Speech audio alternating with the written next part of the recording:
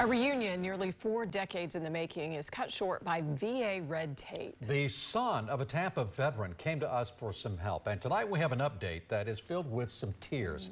8 on your Sun investigator Walt Buteau is here with the story. They had not seen each other since the early 80s. This Army veteran son and Navy veteran father made it over that hurdle, only to be forced apart again. They had not seen each other in 38 years. What was it like to see him for the first time? I cried.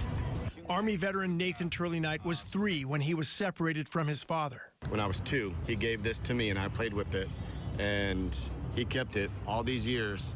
And this was the first thing he gave to me the first time I saw him.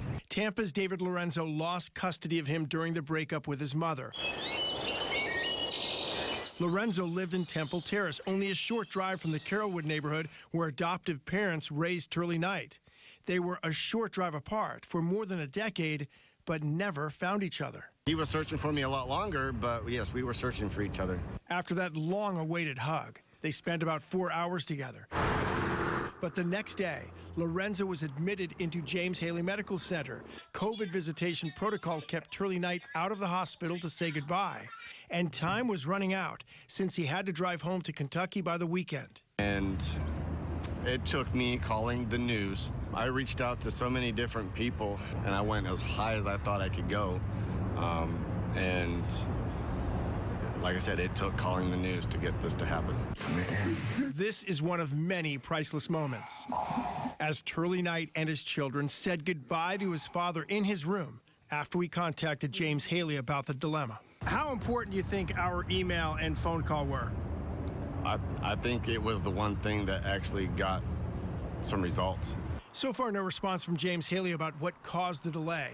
Turley Knight tells me the red tape was frustrating, but he says finally seeing his dad and even saying goodbye forged an unbreakable spiritual connection. And I'll never have to be separate from him again. And that's the best feeling in the world. And this was the second time in about a week we were able to help visitors get in to see loved ones in local VA facilities. And it's good that the VA did finally reach back out to you about what took so long with this delay. Well, so they told us that James Haley did in an email this afternoon.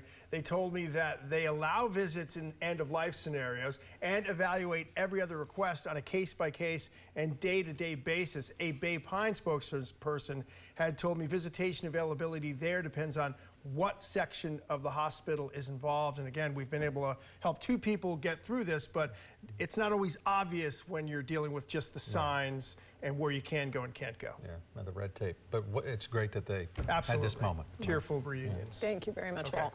If you have something you want Walt to investigate, you can call our 8 on your Side helpline at 1-800-338-0808.